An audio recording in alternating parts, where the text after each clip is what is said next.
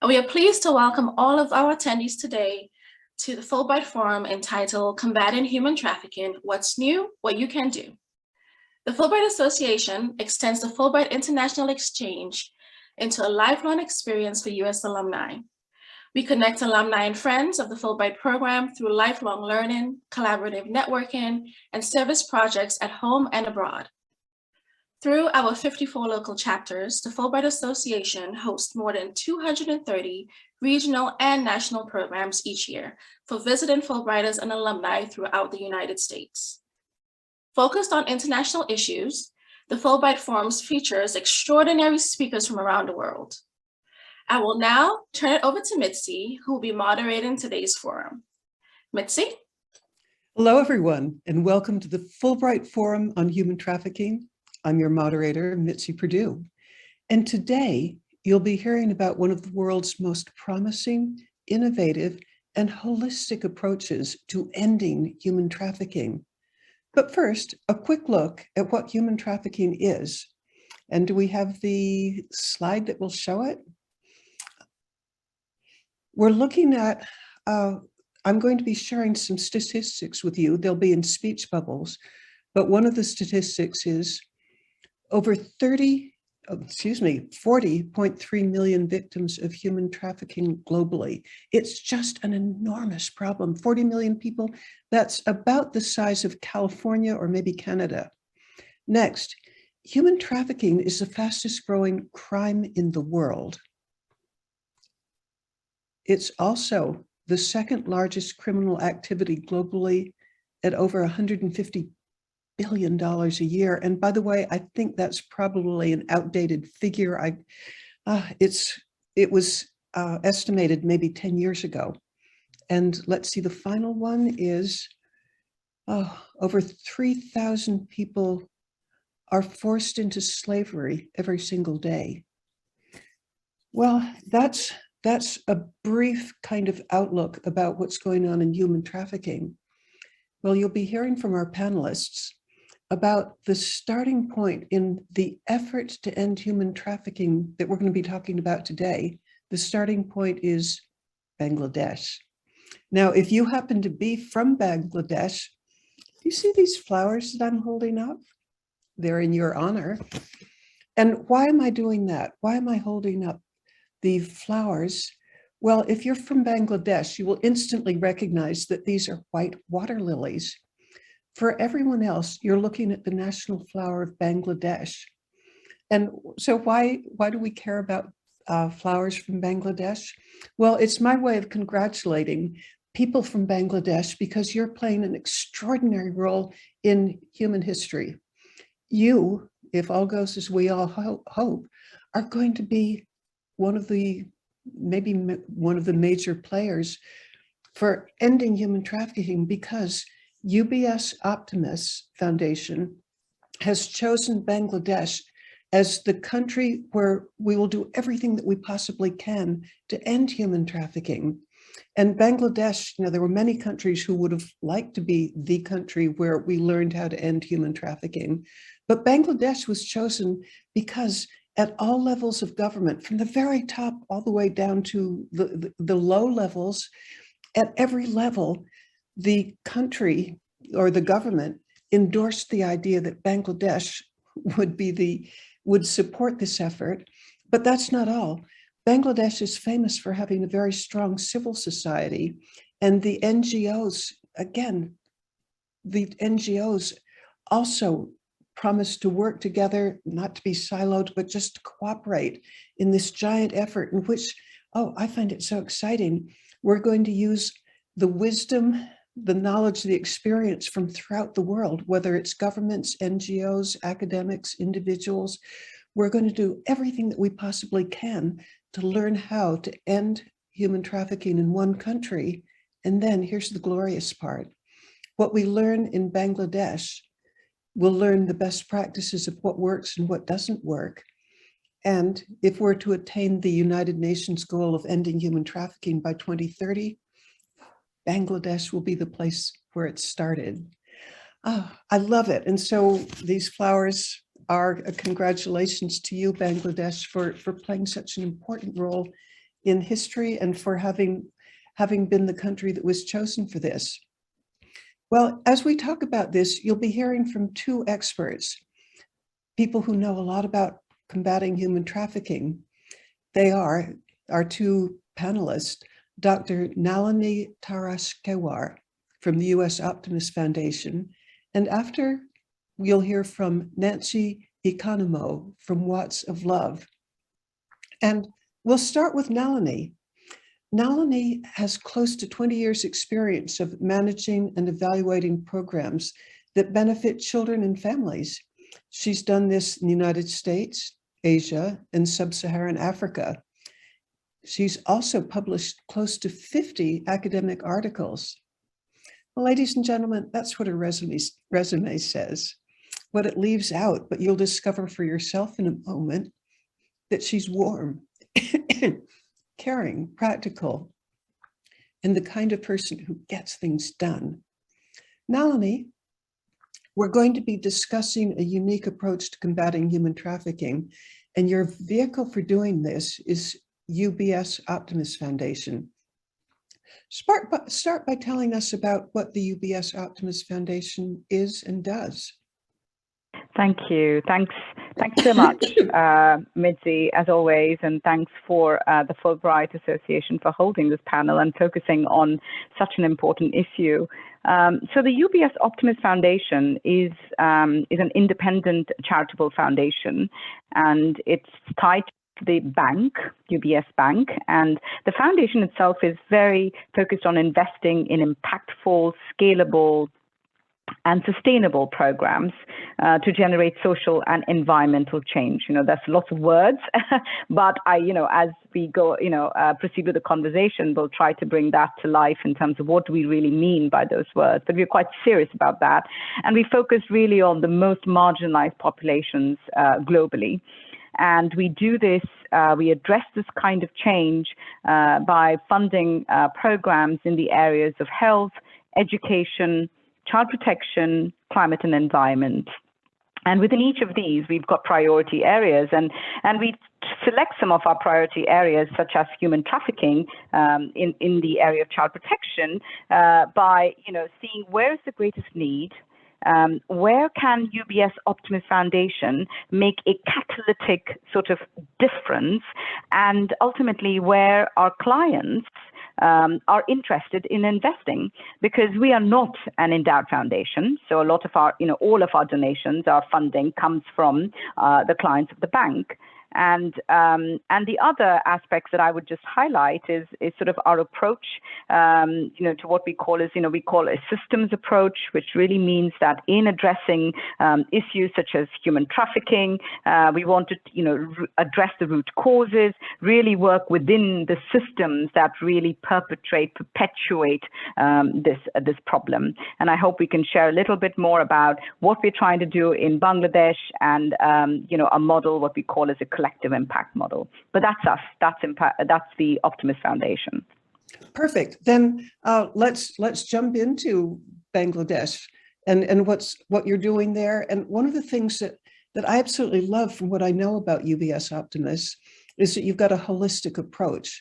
Why is that important, and relate it to Bangladesh?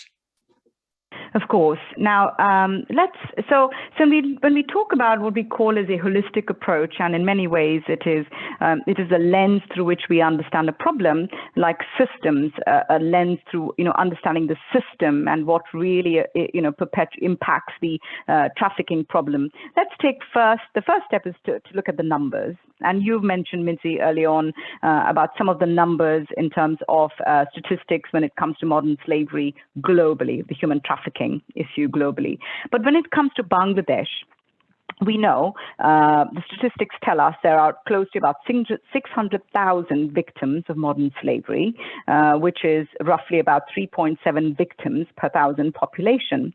But most importantly, when you talk about the form of modern slavery that is the real, most prevalent, it's what we call that affects children, is a commercial sexual exploitation of children.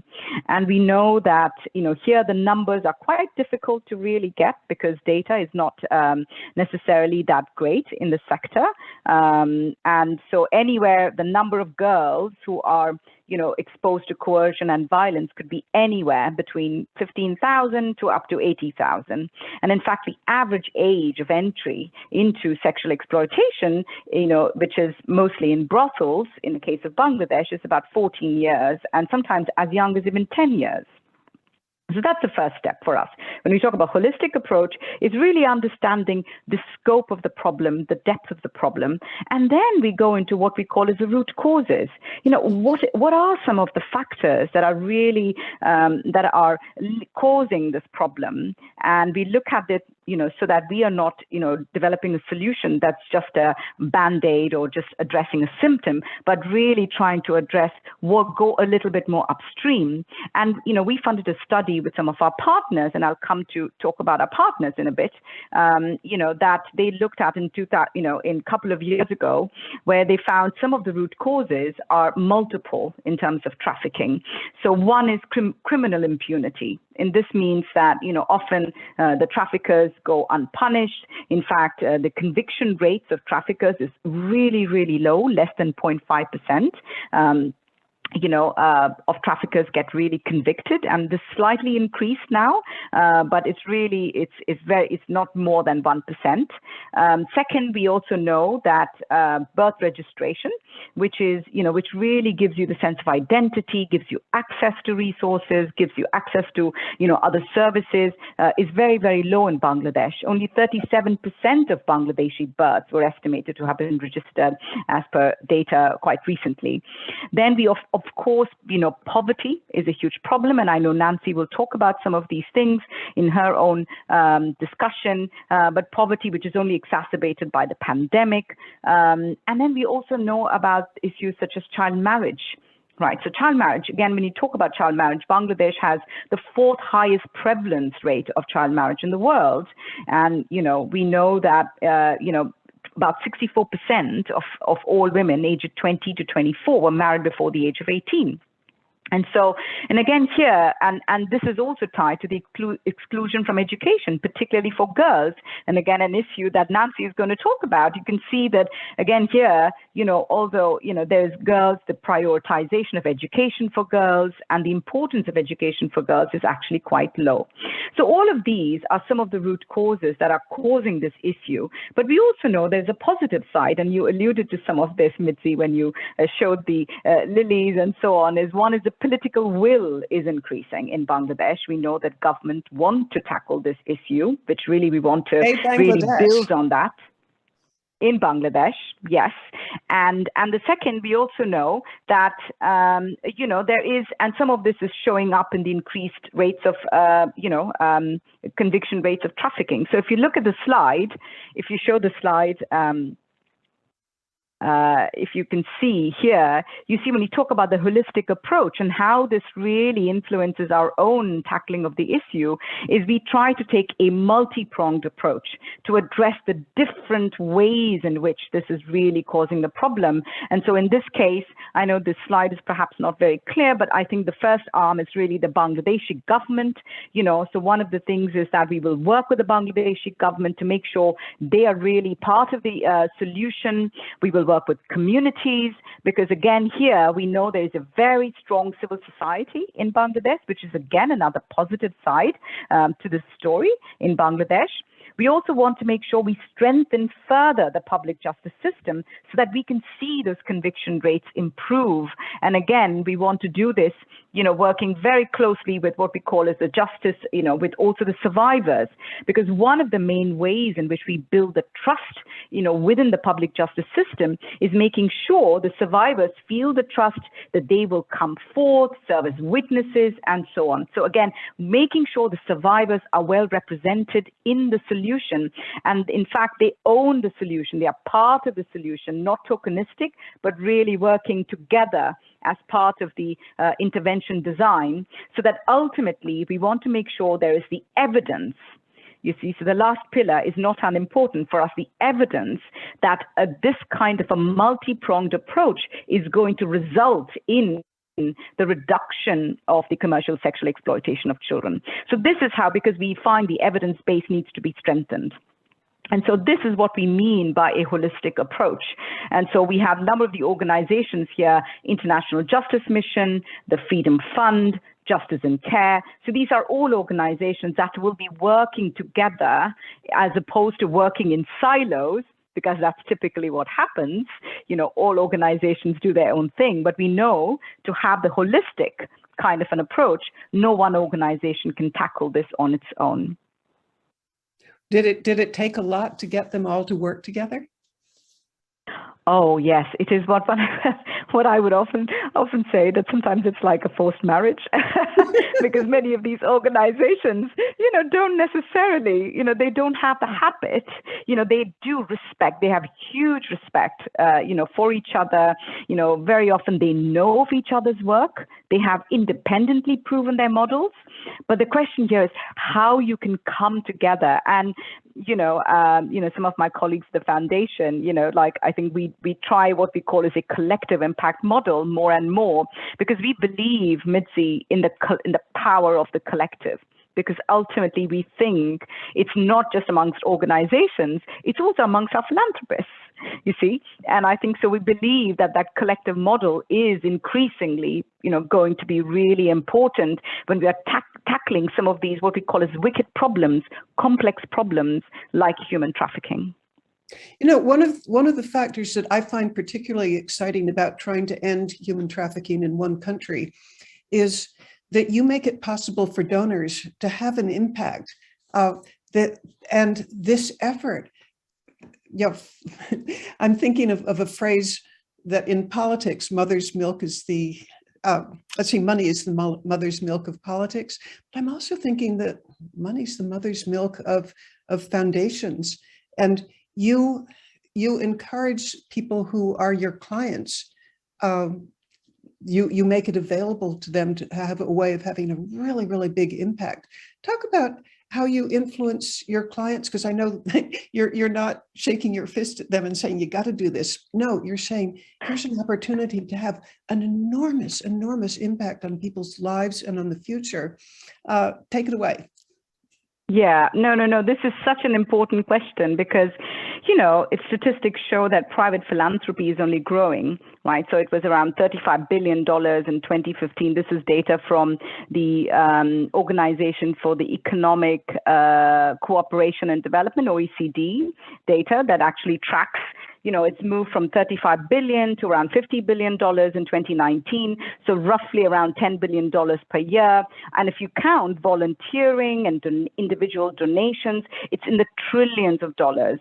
So we know that there's a lot of money that's going into philanthropy, but we also know that there's not, we don't know actually the impact of that. So it's sometimes, there's a lot of talk about more money. I think it's also about, are these resources being spent effectively? And so some of this is, I think, obviously the development sector has had this history of being very output driven. So in the case of, modern slavery, it might be number of cases that are seen, or number of children that are being connected with services, or number of parents who have been, raised awareness. But is that really driving change? And would that change have happened without the funding? Now, these are the kinds of tough questions, so, that you need to be driving. And we want philanthropists to be asking those questions. And so our approach is actually, so in what we call as the, some of our, our justice, hope and liberty, that's the collective model that we have implemented in Bangladesh. But in general, the approach of our foundation is also try to see how we can bring our philanthropists along and build that demand for evidence, build those demand for those questions. Because, ultimately, it's their money. We want to make sure that their resources are being used wisely. So some of the things we are trying to do within the foundation is, can we create a structured sort of opportunity for them to understand what's strategic philanthropy? What does it mean to address root causes? Because typically, there is this sense, I think, of immediate satisfaction of giving to schools or giving to something much more tangible, right? But it's there is an immediate satisfaction, but sometimes you've got to really follow through that causal pathway and be patient. We need to understand, is this sustainable? Can you scale this? And so on and so forth. So for us, we are trying to see how we can bring some of these things closer to philanthropy, closer to our philanthropists, expose them to some of these things, take them to these countries so that they can personally see and witness this change and why it is so important to have to ask some of these difficult questions. Because ultimately, it's what I would call the move from wanting change to really achieving the change and impact is not a linear path. So it's going to involve some peaks of complexity and confusion and often failure as well. So that's the learning. And so that's the journey we want, to embrace. We need to embrace, and we also want our philanthropists to be open to as well.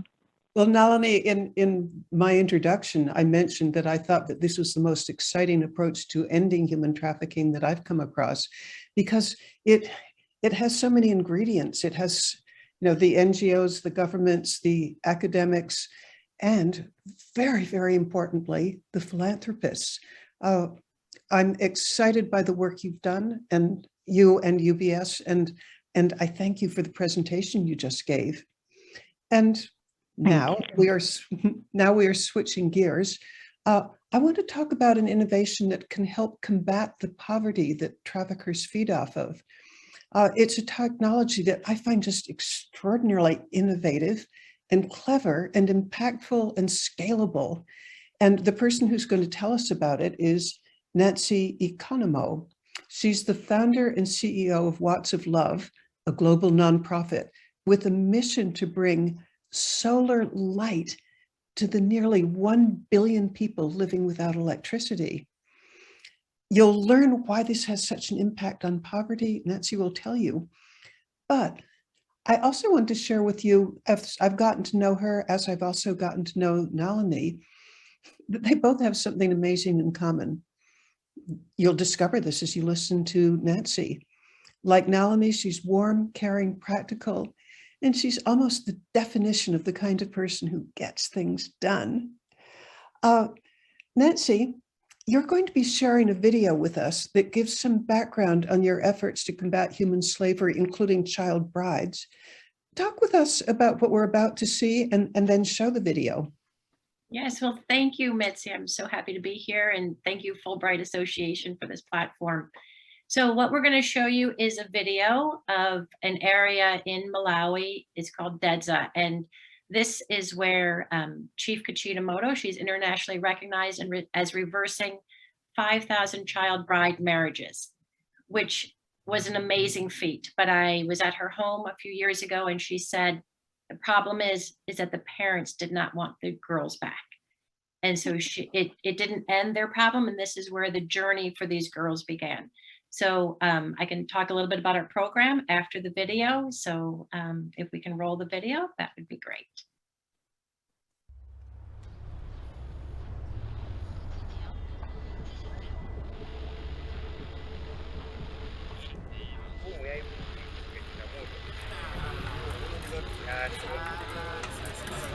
Some people say I'm defying culture, but we are defining it. I want to give these girls opportunity and freedom. When girls are educated, everything is possible.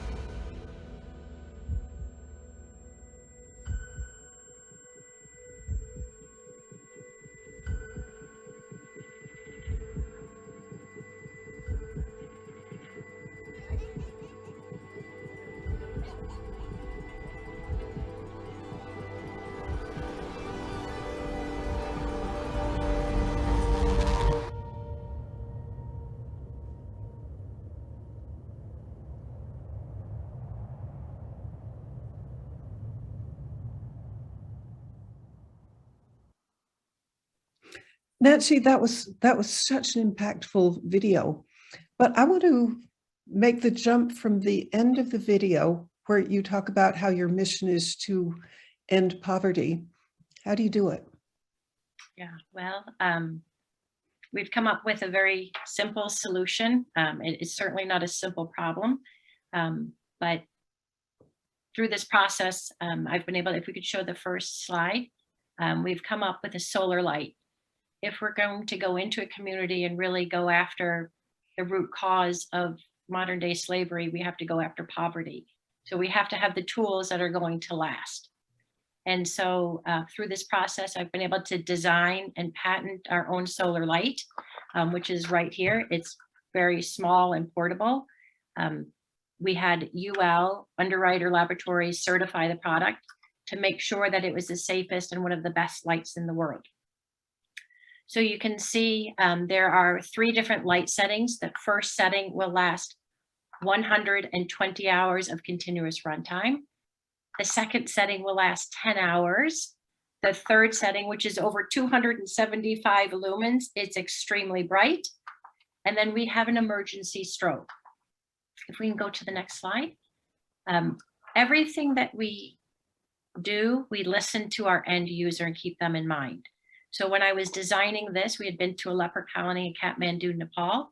And so realizing people with disabilities need to be able to push the button. So we made sure that the button was large and they would be able to do that. So the next slide you'll see, we also wanted to make sure that the light would be safe, and realizing that theft, that it has to be charged every day, and hearing stories of how small solar panels were being stolen. When I was designing it, we put the solar panel on the back and also made it wearable in a few different ways. Number one, on your head. Living in darkness, you don't realize how important it is to have your hands free. And then also it has the lanyard, so it can be worn on your chest, as you see right there. One of the women, they're subsistence farmers, they're out walking, they're out fishing. It can actually be charged and they can wear it on the front or the back.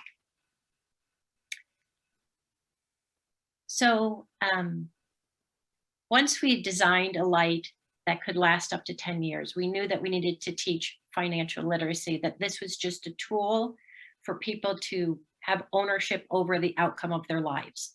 So the woman that you see there on the left, her name is Ruth. And when I started Watts of Love in 2013, she was really my inspiration. When I met her, her husband said, "Do not speak to her. She has no education. Only speak to me." And so I was like, okay, and he had shared with me that that night they had licked their finger and dipped their finger in salt, and that they had eaten salt for dinner to trick their bodies into eating.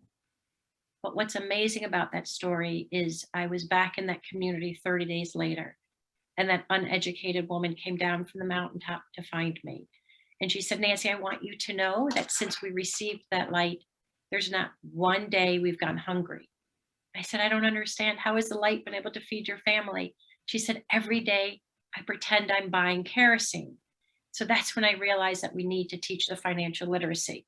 So in our design, we used our box and we made sure that it has a little coin slit in it, because we want to give people, the people that we serve don't have banks and they don't have a saving system. So we give them a tool to understand how to do that. And then what we do is we have a teaching banner. And we say, okay, you now have a new light, which means you are going to start saving your money. Your children will be educated. There's safety and security, but also you have the gift of time back. And what can you do with your time? Can you sew? Can you farm? What is a desire of your heart? And now you can do that. But on the bottom, oh, sorry, can you go back one more? On the bottom, we break it down per day, per month, and per year. And even though they may not understand that they're going to save $155 is the global average, it's 30% of their annual income was going up for kerosene or batteries, they can now start saving. And so the global average again is about 7 to 10 days, they can buy a small chicken. And we start to show them that this is a pathway out of poverty. And on the next slide, I'm going to share a story of a woman, and her name is Ruth. And I think she is the example of what Watts of Love's heart is. So she's a grandmother of 12 grandchildren. Her children had passed away of AIDS. And within 5 months, we were back to revisit her. And you can see she has her solar light in her hand. But we also make sure that every person leaves with their empowerment form, because we want them to have ownership, number one, of their light, and number two, of the outcome of what they're going to do and the commitment that they're going to make to themselves. So you can see that Ruth circled her chicken, but she knew she needed 10 chickens to get to a pig. So what she did is she got that first chicken. She had her grandchildren selling the eggs in the market. They started having more chickens. It started to multiply. Then she purchased her pig. The pig had piglets within that first 5 months. And when I was back there, you can see her right there on the right. She said, Nancy, you see that thatched roof? She said, when you come back in 1 month, that is going to be a tin roof. That is poverty alleviation in one generation, where a grandmother can be the role model to the boys in her house, to the girls in her house, on how to be an entrepreneur. So next slide. So when we started realizing and seeing these results, I thought, okay, we have a small light that we can fit 100 lights in a box. So we're ready to scale with our lights. We have a proven program that is working. So how do we start scaling and lighting nations? So we developed kind of like a franchise model, a train the trainer, where through relationships in one region, we'll identify a community and we will deliver 19,000 lights. Where our local partners that we have trained and taught is we're going to have at least no less than 60% women are trainers. So we usually have trainers anywhere from 10 to 20. So we give women a voice and a platform to train and teach the financial literacy model. And there's also an exit strategy where we leave behind a sustainable community behind us, which is jobs creation. So that's what One Lighthouse is. So next slide. So you can see this was in Malawi 2 weeks ago, where we give our local team the opportunity to teach. We evaluate and monitor what is happening. And that's where we have 550 families gathered underneath a tree, and it's one light per home. But that just gives you a beautiful vision of what that looks like. So here is one of our local leaders training and teaching. We also make sure we do this large scale teaching and empowerment, but then with our local people, we sit down individually, because we want to make sure that the people that we serve, we find the poorest communities that are in the most need, where the child marriages are the highest. We want them to leave knowing how to operate the light, and then also leaving with a bigger dream than when they arrived with. But what I love, you can see this was again in Malawi 2 weeks ago. They turned their light, instead of facing forward, they had their solar panel, because they said, we don't want to miss 1 minute of charging our light, because tonight this community is known for grasshoppers, and we can go out tonight and catch probably more grasshoppers because they're attracted to the lights. So they sat there as we were teaching them, they had the light on their head so they could charge it. So the enthusiasm that they have, and this is what's amazing, is they are taking ownership for changing their lives. Number one, through businesses, but then also saying, we are going to pay for the education for our children. And that's where really self-worth is coming. Okay, next slide. So as far as the numbers, when we distribute 19,000 lights in a year, first, one light impacts the global average is 7 people per home. The average per home is $155, is either purchased kerosene, or now they're buying batteries, where the batteries are thrown into landfills and leaching into the water and the soil. That's now eliminated. And we have increased hours of productivity. So they receive the gift of time. What can you do at night? So instead of being working during the daylight hours, their day is extended. The increased study time, having the children, the girls study, the entire family studies. We're having incredible testimonies about the child bride marriages the young girls at the Chief Economou reversed their marriages, we gave 450 girls a light. And 6 months ago, they weren't reading. And now a lot of the girls are reading, and the headmasters are saying they're seeing the impact immediately. So that's exciting. And we're also eliminating the black carbon from the kerosene. So by the numbers of 19,000 lights, as we impact an entire community, it's 133,000 lives. But I just want to pause on the savings. It's 2.9, almost $3 million in the first year that used to go up in smoke is now reinvested into education, into farm animals, sustainable things. And this is not including businesses that they create with the light. So that's in the first year, and we expect that the light should last at least 10 years, again, if they care for it. So they need to have ownership of their light. We don't want to create any dependency, and so that's part of our teaching is to put that ownership on them. And so you can see the hours of productivity, the hours of study time, and then the CO2 that is emission. Watts of Love impacts all 17 of the UN Sustainability Development Goals, which we're very proud of. So the next slide. So this is Chief Economou and myself 2 weeks ago, and she was giving me testimonies of the young girls whose marriages had been reversed and they returned back home not really being wanted. And she was just sharing the incredible stories.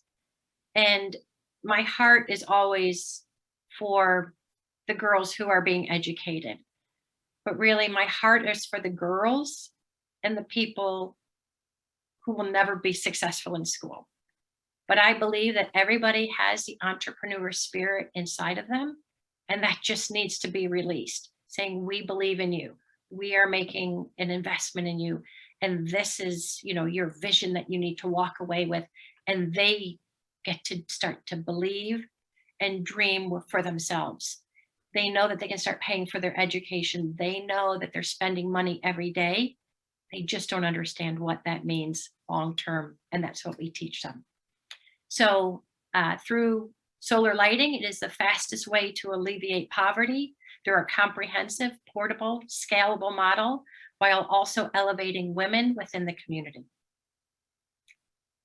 So proven that this model can end child marriages in Malawi, we can also prove that model anywhere in the world. So next slide. So how can you get involved? Champion Watts of Love, tell everyone that there is a solution, and it's a green, clean technology through solar lighting and financial literacy. And I invite you to be part of the solution. We do take global travel team members, because I want people not just to be observers, but to be actual participants and to be part of the solution. And then support Watts of Love, financially, sharing our stories on social media any way that fits your lifestyle.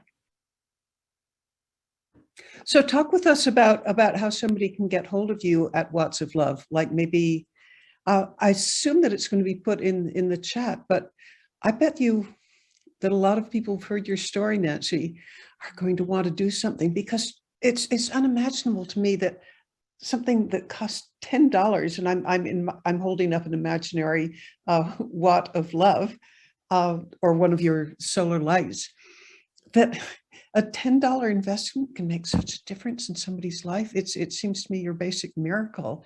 How do they get hold of you? Yeah, absolutely. So it's our website is wattsoflove.org. And then also, I believe they're going to put in my email, which is nancy@wattsoflove.org. So I'm happy if anybody has any questions or wants to reach out to us, I'm available and happy to do so. Perfect. And now I'd like to ask both Nancy and Nalini. We all know about the war in Ukraine and the dire impact it's going to have on food supply and poverty in general. Do either of you or your organizations have any way of responding to that? Let's pick the war in Ukraine. And I can maybe, I don't know, Nancy, I think there was one question, I don't know, in the Q&A that did come up in terms of the link between refugees and trafficking as well. So I think, because I think that's rightfully so. I think that also is another way of raising, sort of a context in which there's increases the vulnerability of many of these children and women, particularly that are, forced to cross borders and, to trafficking. And in fact, there have been a lot of, news articles and research and studies that have shown that is really the case. And so at the Optimus Foundation, we actually have a relief fund primarily supported by our employees and clients who have donated very generously to this issue. We've received huge response, Mitzi, to this because it's so close, to many people's, geographically, I think. And so our response has been, a bit quite comprehensive. And I think, or at least, we are still responding to the issue because it's still live. And so one is, I would say, is really, we know that often in emergency responses like this, there's often a tendency to react quite emotionally. And then, in fact, research has shown that 50% of the funding is spent, within the first, I think, 1 month or so. And in fact, after 6 months, donations completely drop. So for us, the approach is, how do you really support not just the emergency, sort of the response, but also make sure we are looking to, support the recovery and the resilience, because a lot of the impact is long term. And then the other thing we're doing as a foundation is we're selecting a much more comprehensive, a multi-sectoral a collection of partners. And again, the thinking about the collective impact, how do you get these organizations, because it affects health, education, child protection. And so in particular, we've got organizations like Hope and Homes for Children and Lumos who are making sure some of the children who are in institutions are safe, they are in family-based care, and also working across boundaries, because a lot of the problem is not just in Ukraine. You've got about 5.4 million people, roughly 4 to 5 million, majority of whom are children, actually have crossed borders into Romania, Poland, Moldova, and so on. So we also are supporting organizations that work across borders from a health perspective, like the International Rescue Committee, and we also have a number of other organizations going to work on education and so on. And again, a lot of what we do is also making sure the safeguarding, the protection of rights is also very much at the heart of these organizations. I don't know, Nancy, I think you're also working there. Okay, I'm going to jump in because in theory, we are stopping at 12:45. That's what we invited people for. So I'm going to make a quick wrap up, but I'm going to invite everybody who would like to stay on, maybe to keep on for a few more minutes to answer questions, including, I see that there's several questions from the audience. But for those of you who will be leaving us, I just want to thank Nalini Tarakeshwar for letting us know about the innovative and holistic efforts that the UBS Optimus Foundation is making. And Nancy, I bet everybody listening to you is just feeling inspired, because your efforts with something so affordable and impactful, you're going to help countless people escape the poverty that makes trafficking an alluring business. And I also want to thank John Bader and Fulbright for helping us shine a light on this, because it's awareness and a recognition that there are answers that's going to help us work together. And the faster we work together, the more we're aware of the problem, the faster we can end this scourge. So I'm going to say goodbye to everybody who has to leave on time.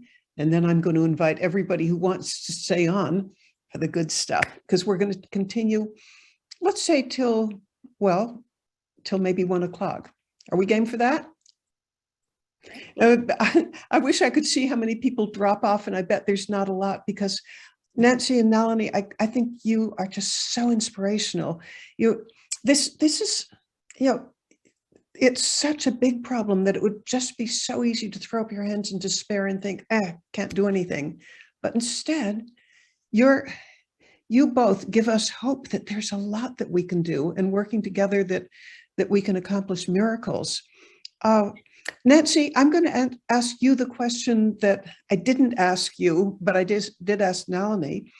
Do you have comments on what the war in Ukraine and possible famine, how we respond to that? Yeah, well, as far as Watts of Love, like when a disaster strikes, people don't, we think water, food, which is very important, but very rarely do people think a portable solar light that's going to last, because batteries, think, simple tools like that help medical, delivering babies, getting people into safety, just even the mental part of living in darkness. We don't even think about that. So disaster relief has been woven into the foundation of Watts of Love. When we can go in and be successful, we do know that we have a tool that assists and helps in larger scale. So our partner in the Ukraine, we immediately started sending lights there. They're ex-Green Berets, yes, who carried our lights in, but they are the ones that are working directly with the government there, and they are rescuing the orphans and then bringing them to a safe house, because again, the children are the most vulnerable. But they also are working with medical teams there, and we're trying to get lights to doctors and different families. So because it is slightly off mission, where we do the poverty alleviation, we do have our separate fund that if people want to sponsor a light, that's something that we can do. So our efforts are continuing there. And, one of the things that we've seen at a time of a disaster is, it doesn't always get to the end user who needs it the most. So we make sure that we have somebody who can carry our lights in. And again, just like Nalini was saying, it's through relationship and partnerships that create success. So we have some good relationships in the Ukraine. Perfect. And I have a personal question. As I was listening to you, and you showed the picture of the gentleman with the light on his forehead who can catch grasshoppers at night. Is that because they're pests or because they're delicious? They eat them, and literally they had boxes of grasshoppers and they were so excited. So it's it's an amazing source of protein. So I did try one. Oh, perfect. Well, we do have some questions from in the chat room, and I'm going to just plain read it. This is from an anonymous attendee. As the philanthropic community becomes more aware of these issues, won't it mean moving money from other worthy causes? How can we make this not a zero-sum game, but a positive for all benefits? And I think Nalini might be the right person to answer this. Yeah, that's fine. I think it's a very interesting question. I think ultimately there are so many causes that one needs to address. I mean, there's never enough resources. And I think for me, it's not necessarily about choosing one cause over another. That's the first one. It's sort of, I think you've got to do what is really meaningful and passionate for a particular philanthropist. So I think and sometimes it could be something very close to your home. Sometimes it could be global. And I think you should be, I think the philanthropist should be in charge of that. But I think, again, the fundamental principles, like I think Nancy, it was also very much of evidence, of impact, collaboration, bringing, really learning, making sure the participant or the beneficiary voices, are heard. All of those things are actually quite important. And the second thing I would say, it's not a zero-sum game. And I think to some extent, the reason is because a lot of these, again, is because of the root causes analysis. You will see that a lot of these issues are interconnected. And so even if you're addressing education, you will see that if you're doing, bringing lights and making sure children go to school, you will see that impact on child marriage. And I think you will see that also then once that's impacted, you will also see that in terms of, getting children back into girls, the gender element. So I think, will be addressed, and ultimately you may see that trickle down into reduced trafficking rates. But again, you've got lots of causes and a lot of these problems are interconnected. So that's what I'd say to that, in response to that question, Mitzi. And Nancy, do you have a comment on are the different charities cannibalizing each other, or? And if you don't, I have another question for you. Yeah, I just say it's what's your purpose and what's your passion, and I think there's probably enough to go around for everyone, and it's through relationships and working together. I think that's like Nalini's putting together a strength with the government and different relationships, and I think that's the best thing to do moving forward. And I think I'll answer that question.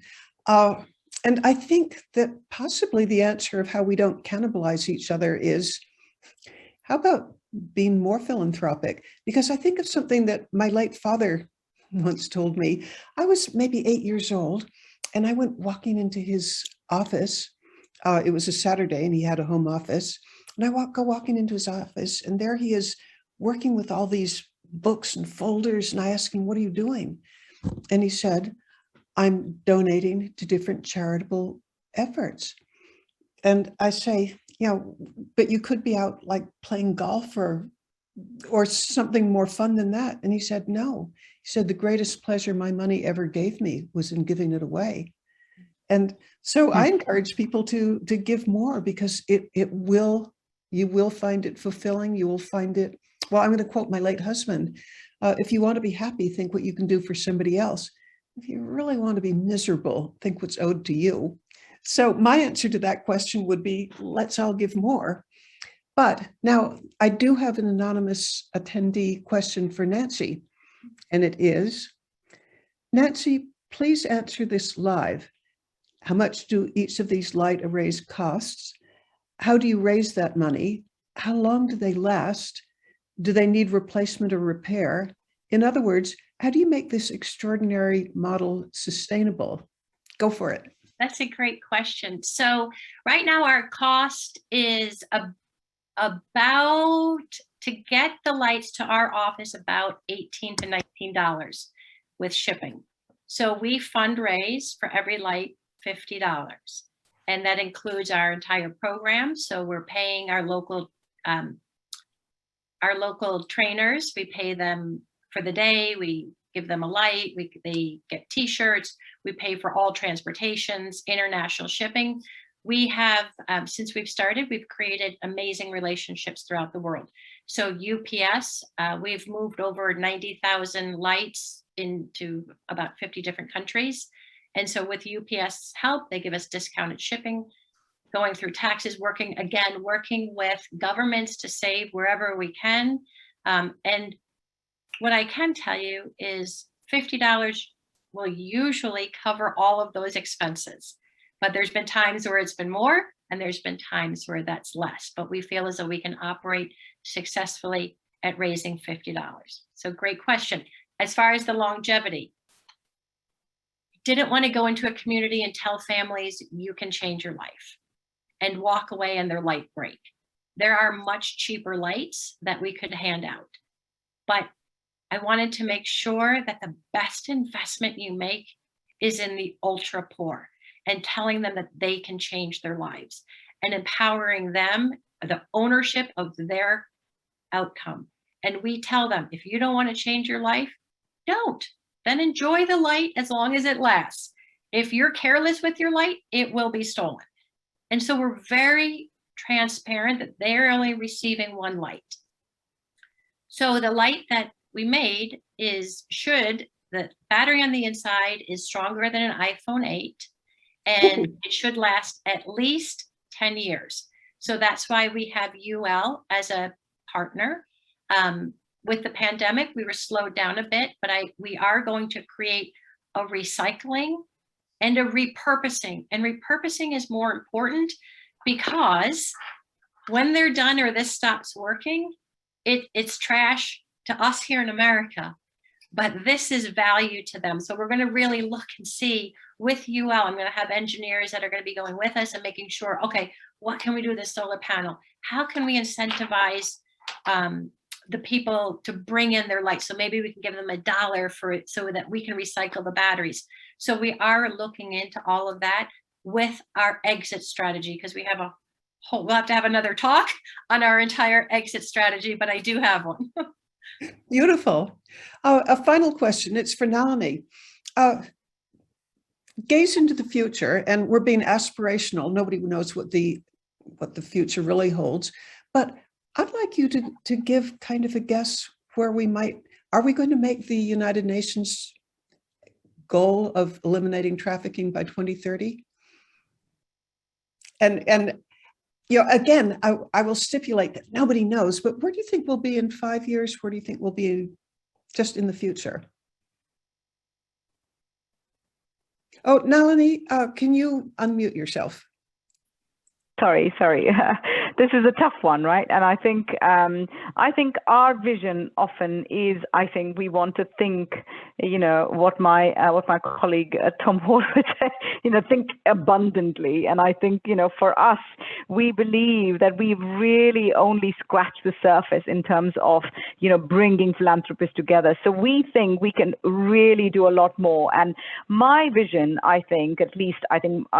in my experience, is that, by 2030, if we can at least have at last 5 to 10 countries that actually can demonstrate that this kind of systemic change and impact, I think it would be tremendous. And to Nancy's point, you want to focus on where the problem is really the most. And if we can create change there, I think it just creates a ripple effect and a model for the rest of the world. And Nancy, I'm going to ask you the same question, but answer in a minute or so, because I did promise everybody that we would end at 1 o'clock. So where do you see yourself, aspirationally? Nobody knows what the future is, but kind of what you're hoping realistically where you'd be, and you can pick the time frame: 2 years, 5 years. Gosh, I hope in 2 years that I can say we started lighting nations. And I believe it's possible. We have a franchise model. We have a product that's going to last. And I have no doubt the impact, and it is the best investment, is the ultra poor, to change inside of a home, that they can start to look outside of their home and say, what does my community need? And then they can say, okay, what does my nation need? And that is how you will change a nation, is one home at a time. Well, Nancy and Nalini, I want to conclude with just a thought that I have about, well, it's something that kind of guides my life, but I believe that the greatest gift that one human being can give another is inspiration, because it's inspiration that gives us energy and direction. And you, both of you, I'm as grateful as a person can be, on behalf of myself, but also on behalf of our viewers. You have just delivered great heaping doses of inspiration, and I thank you. And audience, I'm thankful to you that you've tuned in, because that shows you care. And working together, that's what's going to solve this problem. Thank you, everybody, and goodbye. Thank you. Thank you.